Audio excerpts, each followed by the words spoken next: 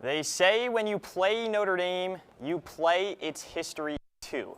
You play Crowley, Miller, and Layden, the four horsemen who rode into the Polo Grounds in 1924, defeated Army, and carried Notre Dame to its first national championship. You play Bertelli, Lujak, Hart, and Latner, four Heisman Trophy winners who guided Notre Dame through its most prosperous era in the 40s and early 50s. You play echoes of Rocky, Leahy, Persigan, Holtz. The names change, the weight of the gold helmet, and now a new generation gets its turn. C.J. Carr, Ledford, Adon Schuler, Jaden Greathouse, four of the faces who will be leading Notre Dame and chasing the one thing that has eluded this program since 1988, a national championship. So will this season, where Notre Dame finally summits the mountain of football and gets back on top, or will it just be another of preseason hype and postseason despair? For the first time in 126, NDTV Shamrock Sports is back, and we're going to talk about it all. So buckle up, grab some popcorn, and the intro.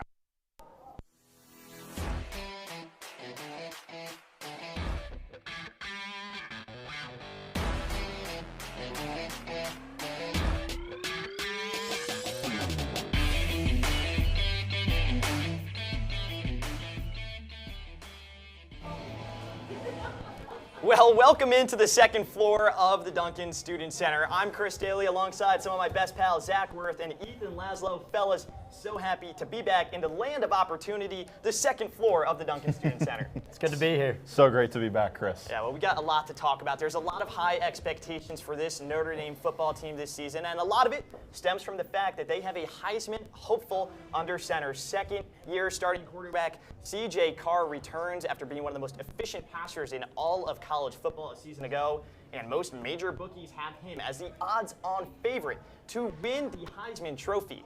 So we're going to kick off our show asking, is C.J. Carr actually a Heisman hopeful, or is it a little too much talk too soon? Yeah, I'll tell you what, Chris. C.J. Carr is the first returning starting quarterback under Marcus Freeman, and that in and of itself is a reason to be excited. He showed flashes of greatness last year against Miami and Texas A&M. However, in his last real test of the season against USC, only 136 yards and one passing touchdown.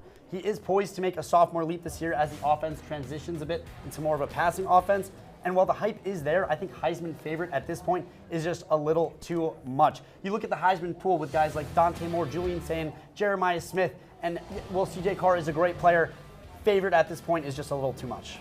Yeah, well, we see a lot of these great C.J. Carr highlights right there. Ethan, how about yourself? What do you think? Yeah, I think Zach made a great point. Carr is the first returning starter under Marcus Freeman, which does carry a lot of weight. But I would also have to agree that I think the expectations might be a bit much right now.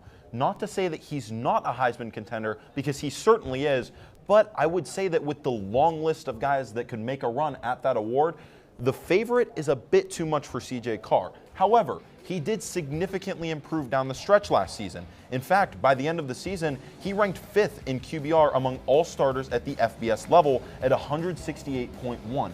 So while right now I would say it's best to temper expectations about C.J. Carr, I do think that he could eventually make a run at the Heisman Trophy. Yeah, it's going to be interesting to see. If you ask C.J. himself, he will be the first to tell you it's not about him. It's not about the individual accolades.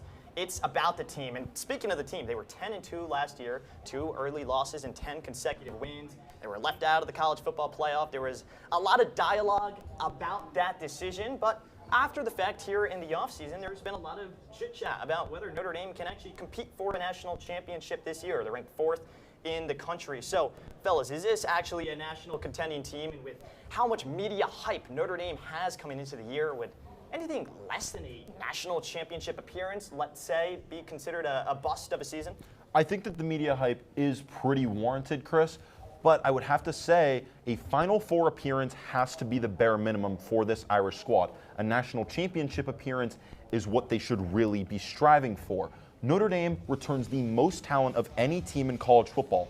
14 total starters, 8 on the defense, 6 on offense, which accounts for 66% of their total snaps from 2025. Particularly that defense. They returned 73% of their total snaps, which is second among all defensive units in the country. In addition, they also added to one of their biggest holes from last season in the kicking game, specifically with the additions of Jasper Scaife, the Aussie punter, and Spencer Porath, the kicker from Purdue. The kicking game was a huge point of contention, especially down the stretch last season, and they filled that hole excellently. In addition, another main concern for this Irish squad is the running back room. Obviously, the Irish lost Jeremiah Love and Jadarian Price in the first round of the NFL draft, but I think that Aeneas Williams has waited so long for this opportunity, and he is exactly the man for the job. Well, Ethan, I love your points, especially about the kickers. I know better than anybody. Kicking is very hard. It's imperative to get a good kicking unit as part of your squad. Zach, what are you thinking? Yeah, I agree with Ethan. I think anything other than a Final Four appearance is going to be a bust for this team. There's so much hype coming in. And while the team did lose their top 2 running backs in Jadarian Price and Jeremiah Love, as Ethan mentioned, it felt like they addressed every single gap that they had. The wide receivers had a couple of gaps with Jaden Greathouse being unavailable for a large part of the season, and they got Quincy Porter and Mylan Graham, 2 5-star transfers from Ohio State. Also, as Ethan mentioned, they filled the kicking hole with Spencer Porath from Purdue, and they also buffed up their defense with transfers DJ McKinney, Francis Breu, and Keon Keeley. So it kind of feels like wherever the Irish were lacking last season, that was addressed in this offseason. And apart from the running backs, everywhere they got better. So you can't really expect anything less than Final Four from this team. Yeah, definitely. There was a lot of money pumped into this team as well. You allude to all of those players. That means they have to pay for those players. A $20 million deal with SoFi will certainly help. A little patch on the jersey to go along with that. And how about this? $100 million being pumped into Notre Dame football as part of the brand new Jack and Kathy Shields Family Hall, a state-of-the-art football facility right here on campus designed to give the Irish a cutting-edge experience. When we're back after the break, I'll be talking to Molly O'Malley, who had an exclusive tour of Jack and Kathy Shields Family Hall, and she'll be telling us all about it.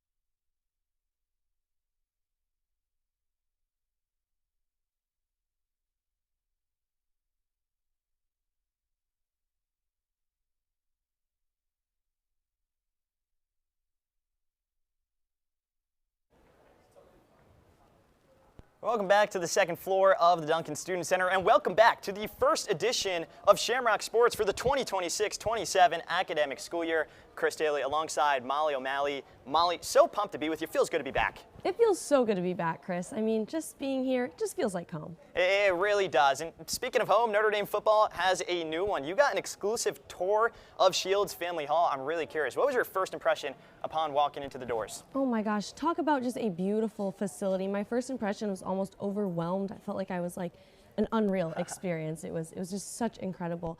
So I was so honored to be part of that media tour this Tuesday. It was the first time they publicly opened the building up to just the media to get to see that as well. That's really great. I'm a big Notre Dame history buff. You may have noticed in the cold open that we had, or the past 2 years, where I just always talk about the history here at this school. I know there's tons of it within Shields Family Hall. I'm curious for yourself, what sort of artifacts or things did you see within the facility that made you stop in your tracks and go, wow, this place is the real deal and definitely worth $100 million? Well, let's take a look inside. So we're going to play this video from a drone that was actually from the Fighting Irish official YouTube account. So as you go in, you see the Hall of Champions right away. On the wall, it's all of the years of the national championship. Right below that is the rivalry trophies, and this is open to the public to see.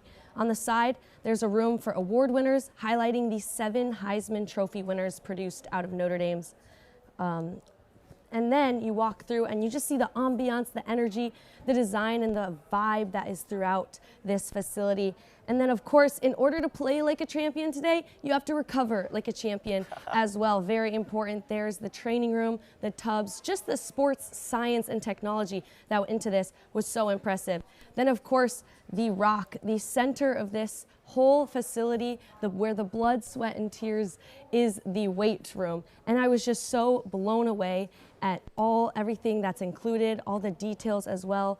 On the wall, you see there, God, Country, and Notre Dame. Just a great reminder. Now, they put a lot of emphasis when I was on the tour on this ramp that had specific degrees that were designed by Director of Football Performance, Lauren Lando. And then there's the interactive museum type of effect where the trophies are. They use that for recruiting. And then this was my favorite. This is the experience room. And it's really the future of film. They're able to walk through their plays with the film on the wall, and I just thought that was super impressive. And when I was there, they even gave us a little video that they played, and the lights affected. You're in this dark room. It just feels like I was at like a concert. It was so amazing. But Chris, you talk about the history. Now, there was a lot of things that really stood out to me. So let's take a look at this video again, and you'll see that what really stood out to me here is that when you walk in, they had the Shamrock Series jerseys right there. I thought I'd add that history, so cool. But choose hard. That really stood out to me. It was right outside of the locker room. It's what players see when they're going to work every day. They have to remember what they chose when they signed with Notre Dame. They are choosing hard every single day. Then you see the quote by Marcus Freeman outside, highlighting the academics of being a student athlete. You keep going and you see that it says that the for forever. And then you see NFL. And that's another thing that was really highlighted because it's kind of a motivation for the players to see that so many former Notre Dame players are now in the NFL and that to show them what's possible. COO Ron Paulus actually spoke on this, so let's see what he had to say about former players visiting. In the locker room, we have lockers for former players that are currently in the NFL that are coming back to work out. We have a subset of lockers for those guys. So we'll find opportunities to address those guys, but it's a new facility, it's a new look, and with the energy that Coach Freeman brings for the former players to come back and engage with the program and in this facility is really what it's all about. Gosh, Molly, I absolutely love all of that. I want to walk onto the team. Can I be a water boy and just spend all my days, all my time there? Gosh, that place is fantastic. Definitely worth $100 million. So much money being poured into this team. So, Molly, thanks so much for joining us, giving us this sort of virtual tour. Really appreciate you coming on and chatting with us today. We're now going to flip things over to Michael Fishburne, who's going to be talking a lot about the ever-changing landscape of college football with NIL, roster restrictions. I'm no politician or anything. I don't even know anything about this. But Michael Fishburne is Mr. Washington, D.C. himself. So, Fishburne, take it away, my friend. Thanks, Chris. Good afternoon. My name is Michael Fishburne, and I'm serving as NDTV's legal correspondent today in front of the Frank Eck Hall of Law, Notre Dame's very own T20 Law School. Applicants, get ready. But in order to cover for the new legal changes in college football. Now, we do college football courtroom around here, but rarely do we find ourselves covering the courtroom, and that's because college football is changing rapidly. Within the past 5 years, we've seen it. It's a new landscape of college football, but the fact of the matter is, de facto law today runs supreme. Recently, NCAA changed the eligibility requirements to allow all student athletes have 5 years of eligibility. The caveat is seniors who are seniors in the 2025 to 2026 season did not receive this 5th year of eligibility. Those seniors sued, and some won, some did not, but those who won used their winning lawsuits as de facto law for the rest of the college football landscape. Now, there are also individuals who made the NFL, maybe not like their team so much, found themselves on the waiver wire, wanting to go back, and they did, but college football, thankfully, didn't like that. Recently, the Big Ten and the SEC and Notre Dame have all agreed that they will not take former NFL players. But, however, Notre Dame's very own junior Tuli Halamaka, one of those seniors who didn't have the eligibility he may have wanted his senior year, went for the NFL, didn't get it, went to Lane Kiffin's LSU. But there's a lot going on in college football. The fact of the matter is, de facto law is running supreme. NCAA needs to step up, and there's individuals with eligibility requirements all over the place. Thank you, guys. Chris, take it away at the desk. Always great to hear from one Michael Fishburne. Mike, thanks so much for all the great info. Also important to know that the Big 12 now a part of that group with Notre Dame, the ACC, and the SEC. With that, we're going to spin things back to the Irish. I'm Chris Dailey alongside Zach Wirth and Ethan Laslo. If you're just joining us, this is the first edition of Shamrock Sports for this great 26-27 school year. Fellas, we've talked a whole lot about Notre Dame, so why not talk some more? Notre Dame's fourth in the country. It seems pretty justified based off of how things ended last year with all the returners as well. But listen, I'm no expert. You guys are. What's your initial reaction to this rank? Do you believe Notre Dame should be higher, lower, or 4 is a good spot? I think that 4 is a pretty good spot for him, Chris. You know, we're seeing right now a very unique preseason situation across the landscape of college football. You've got a team like Indiana, the returning national champion, down at number 6. Notre Dame, a team that didn't even make the playoff, as good as they may have been down the stretch last year, is at number 4. But when you look at the AP poll, I would say the entirety of the top 7, Ohio State, Oregon, Georgia, Notre Dame, Texas, Indiana, Miami, each one of those 7 teams has a unique case to call themselves the best team in the country entering this season. But unfortunately, college football fans are just going to have to wait and see who that ends up being. But for now, I would say that considering the amount of talent that they bring back, coupled with how last season ended, 4 is a pretty good spot for Notre Dame to start the year. Yeah, I agree with a lot of your points there. Survival of the fittest in college football. Zach, what are your thoughts? Yeah, I'm going to have to agree with Ethan here. I think that anywhere from the 3 to 5 range is going to be pretty fair for Notre Dame this year. A lot of the media have really high expectations for them. A lot of analysts are picking Notre Dame to win the national championship. On 3 Sports has Notre Dame's defense at number 3 in the country and the offense at number 2 in the country. If you ask me, that sounds a little bit more than number 4 in the country. But as Ethan was saying, all these top teams, they reloaded, they got better over the season. So a 4 spot here is actually going to be pretty good and relatively fair. Well, Notre Dame, certainly a very good football team, but with talk about them being this national championship sort of team, always comes the opposite end of the discussion. Notre Dame has the easiest schedule in the country. That's at least what you hear online all the time. And there are some good points to be made. Notre Dame's strength of schedule, according to ESPN, is 62nd. For reference, Ohio State's is 1st. Texas is at 3. Oklahoma, another big football powerhouse right outside the top 10, at 11. So, Zach, Ethan, do you think that there's merit to these discussions and Notre Dame does have a much easier path to the college football playoff?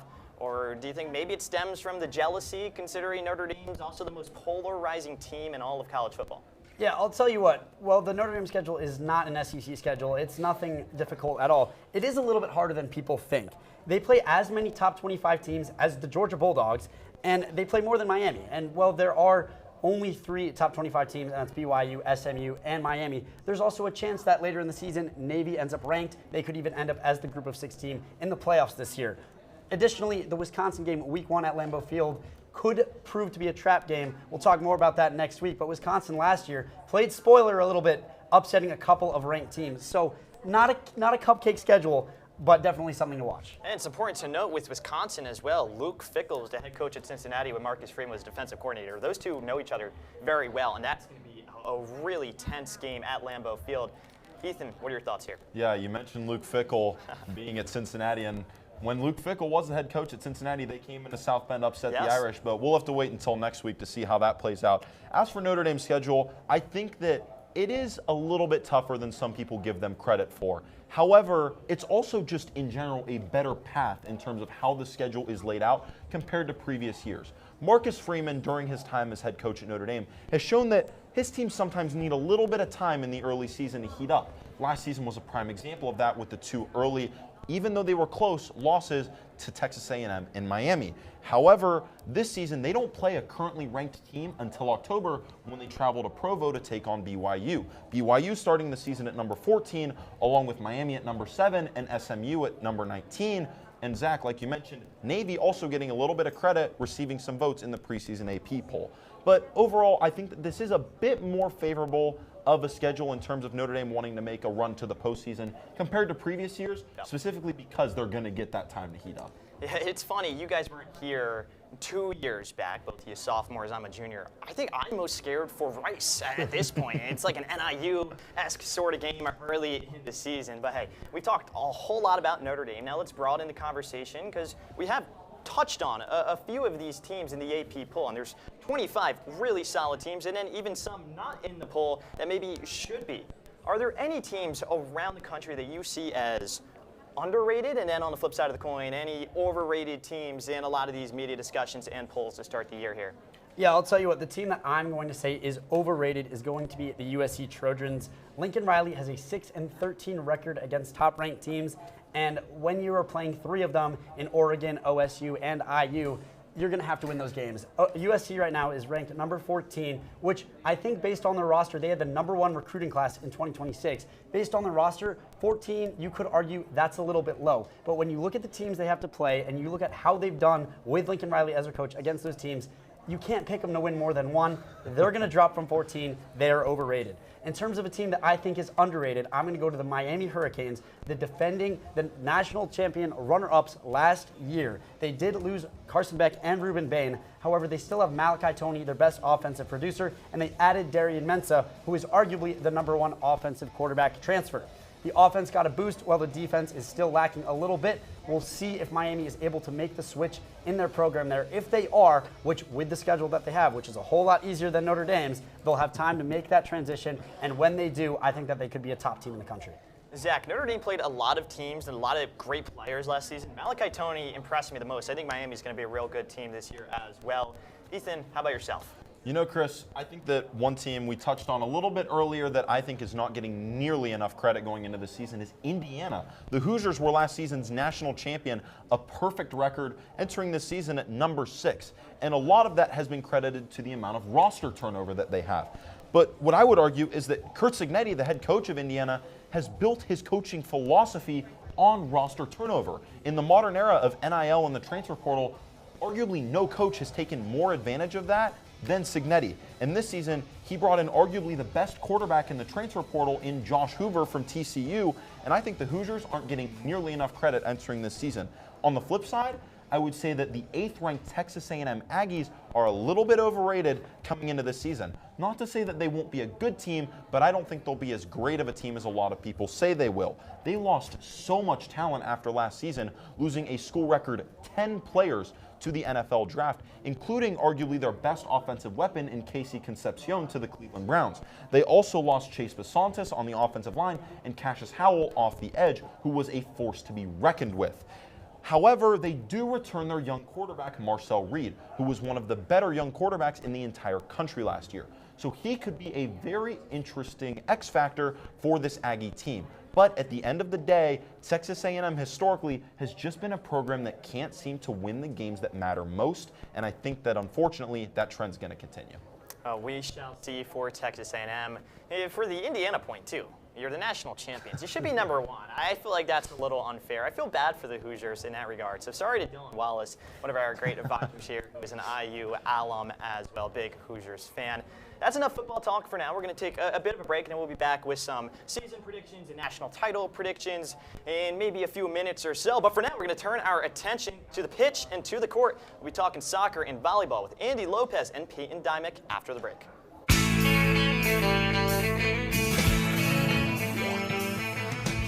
No one told you life was gonna be this way. Your job's a joke, you broke, your love life's the old way. It's like you're always stuck in second gear. When it hasn't been your day, a week, a month, even your year. But I'll be there for you when the rain starts to pour. I'll be there for you like I've been there before. I'll be there for you 'cause I'm there for you too.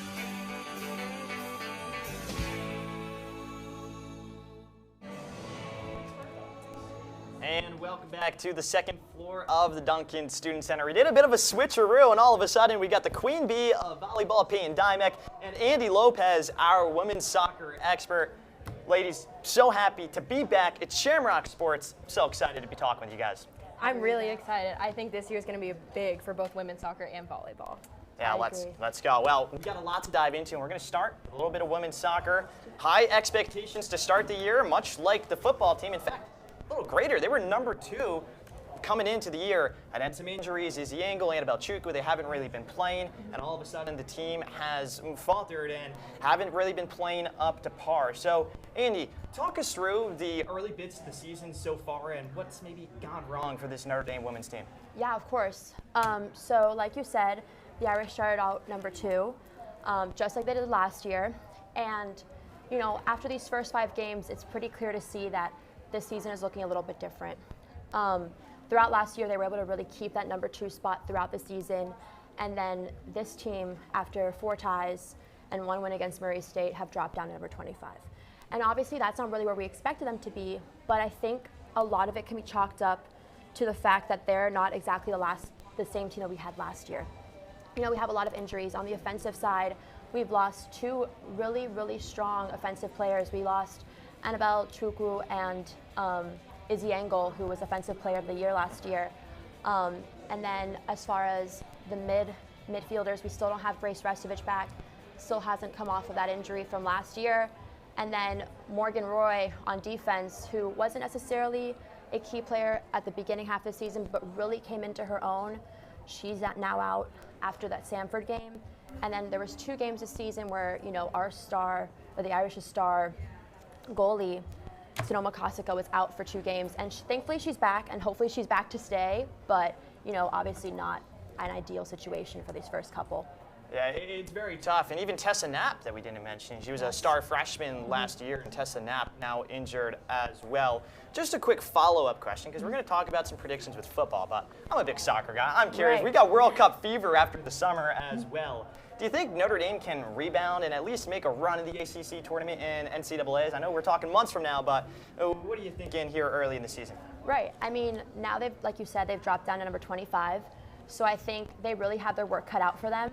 But I don't think it's too late for this Irish team. I think there's still time. I really think that this Michigan State game coming up on Thursday will be a really key game to watch. So I think if they can pull that one pull out a win there and then keep on going, I think they've got a shot. But yeah. I agree with you there, Andi. And now we're going to switch things over to volleyball, which is a much different looking team in the sense there aren't as high of expectations. A lot of turnover is the best way to put it. Morgan Gardy, who was one of the best players in all of the ACC last year, felt like every game was a Gardy party, is gone. She's at Kentucky now, and this team is certainly a new looking team. So Payton, you know this squad inside and out. What are you looking at this season? What players have we lost? Who have we added? And then finally from there, what do you think Notre Dame has to do in order to be a competent, good team in the ACC this season? Totally, Chris. So again, like you were mentioning, Gardy Party is no longer at Notre Dame, which is really going to be a struggle for us, especially because she garnered over 600 points for this squad. So definitely, Salima Rockwell's mindset around this was trying to find other players that can fill this role, but not necessarily the role overall, but the smaller ones that Gardy played on the court. And someone that Rockwell really looked to was senior transfer Sydney Elmers. Now, Helmers does have national championship experience, and she did spend some time at Texas, and they ended up winning the 2022 national championship against Louisville. And even though she didn't see much court time during that game, she still has that experience and that tenure that she does bring to the Irish squad. On top of that, she was also second last year on the team in kills with 229. So I think not only will she be able to fulfill that role physically, but also in a more of a mental way as well, acting as a mentor to the younger girls who are coming onto this team. And then additionally, on that net, we have 2 returning middles who I think are crucial during ACC play. Now, Anna Bjork and Grace Langer both had over 200 blocks for this team combined, which is an insane number, especially for a squad such as Notre Dame, who goes up against some of the best hitters in the entire NCAA. And what I really like about these 2 middles and what they really need to work on this year is continuing to stay fast and being able to read where the other setter is going to set the ball. Because as a middle, you need to be able to move to the pin extremely fast, get there, jump, and set your block big. Have big hands and just take up as much space as you can, because then that limits the amount of court court room that these really big pin hitters from the ACC have to land the ball. So I think keeping them extremely healthy and extremely strong during this season will be really important. And then from that offensive view, we have Maya Baker. She's one of my favorite setters in the entire ACC because not only did she step into one of the hardest roles in volleyball as a freshman, but she had almost 600 assists last year, which is an insane number, especially because you're considering the fact that we're going up against some of the best defensive teams in the entire country, and she's still able to set her hitters in such a way that they can make points happen. And I think she's just so athletic. I think she reads exactly where her pins are, and she also sets them up for success, whether it needs to be more of an inside set so that way we can hit the corner, or if it needs to be outside so we can swing on that line. And then we have two new faces I think everybody needs to watch, one of which is a transfer from Loyola Marymount, Chloe Hooker. She did play beach volleyball, which is different than indoor, but in the best way possible. You know, those defenders are scrappy, they're explosive, and they are fast. This is exactly what Notre Dame needs this year if they want to improve their production, especially because last year we lost so many seniors who were in those defensive roles. And then lastly, a new freshman that's coming on is Isabella Sunga, and not only is she playing basketball for the Irish, which, hey, that's a win, but she was ranked #1 in the state for middle blocking, and I think having that leadership from Langer and Bjork will actually groom her to take over that role in later years, which I think is going to be so important moving on. Yeah, that's really cool. I played a bit of beach volleyball on the Jersey Shore this summer, except I'm not explosive. I'm not fast and not too scrappy either. Now, quick question for you. Notre Dame plays Ball State tonight. They have tons of tough ACC games through the season. Give me a quick synopsis of the season. Is it a 500 level team? Where do you think they're going to end up by the very end? So right now we are ranked 12th in the ACC in that preseason poll, and that's also where we were last season as well. Now the thing is that we don't have a ton of competition right at the beginning. Yes, Ball State is very good, but a lot of the other teams we're playing kind of fall off a little bit and give us the time to work out the kinks that the team needs to in order to find that success, especially because at the very beginning ACC play is really difficult with playing Louisville and teams like Duke and UNC, and at the very end playing teams like Pitt and SMU. So I think as long as they can work out the kinks in the very beginning, head into strong ACC play in the beginning, then I really do think that they have a chance to at least move up in that ACC ranking. We shall see. You can catch Payton on the call tonight. It's Notre Dame versus Ball State at Purcell Pavilion. Payton, thanks so much for joining us. Andy, thanks so much for all your insights with women's soccer as well. Always great talking about some of these non-football sports in the fall. They deserve some love. I believe that. I feel like more than anybody, but you guys know that as well. So thanks so much for joining us. We're going to take a quick break, and then when we're back, we're going to be talking football predictions, season predictions, and national championship predictions. So stick with us on Shamrock Sports. Live from the second floor of the Duncan Student Center for this week's newest edition of Shamrock Sports. At analyst, out of Bedford, Massachusetts, white monster aficionado, off the Irish flu, Zachary Wirth. At reporter from Savage, Minnesota, Irish dancer, bookstore basketball legend, Molly O'Malley. Out of Chicago, Illinois, sports director, man of mystery, known to all, feared by most, Leo Romano. Out of Milwaukee, Wisconsin, station manager, 5'8" in real life, 5'9" in his ID, 6 foot on socials, Donald Cody III. Tune in live at 3:30 for Shamrock Sports.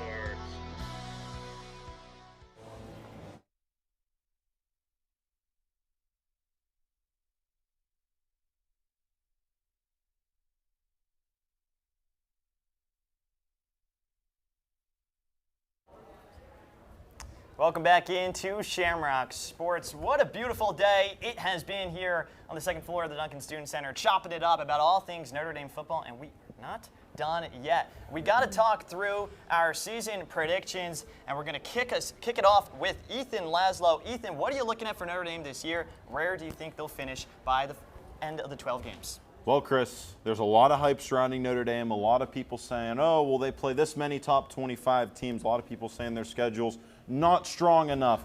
Tell you what, I think this Notre Dame team is going to get off to a hot start, but around the mid to late season, I think they drop one of BYU or SMU. They drop one and possibly their only game of the season, which fuels them into a postseason run.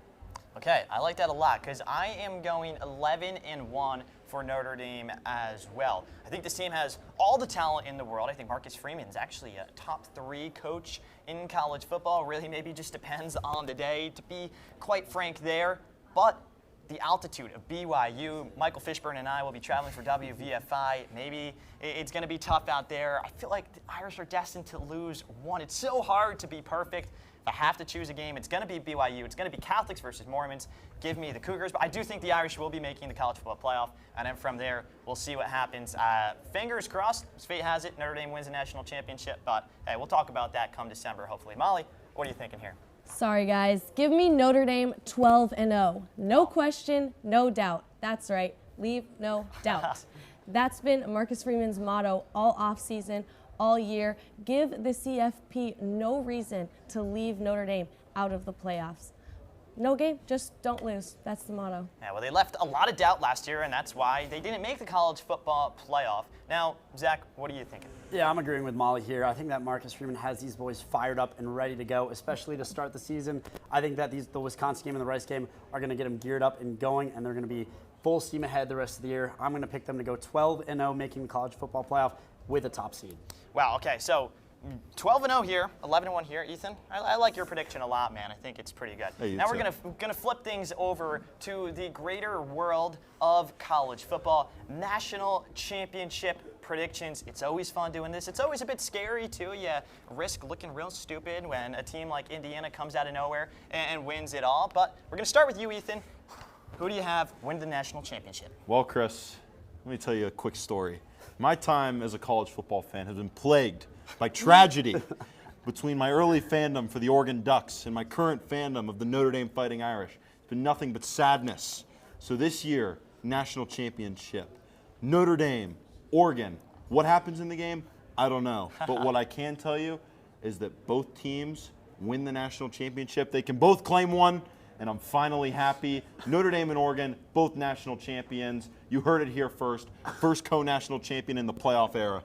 I don't think that's going to happen. I wouldn't bet on it, definitely. This is Shambookie, so yeah, don't put your money on that. That would be a very bad financial decision. Okay, so Ethan, we're just going to move on from that, and we're going to jump into my prediction here. Listen, Notre Dame, one of the best teams in the country, and it's so hard watching Notre Dame every year because they build hope. They give you hope, but as they say, it's the hope that kills you. I don't think Notre Dame will be winning the national championship. I think it's going to be the Ohio State Buckeyes. You look to the Heisman candidates, Julian Sayin, you have Jeremiah Smith on that team, two of the best players in all of college football. And Ryan Day, as frustrating and as annoying as he may be, he is a darn good football coach. So give me the Ohio State Buckeyes. I will say, though, if Notre Dame meets Ohio State and we have the 4 Lou on the helmet, or Notre Dame has the 4 Lou on the helmets, that would be a very fun game. We'll see what happens, though. I got Ohio State. Molly, who do you have? Sorry, Chris, but unlike you, I do have hope as a Notre Dame fan. I think the national champion is going to come down to Notre Dame versus Georgia. And I think that, you know, the Georgia Dogs, right, there's a lot of hype around them.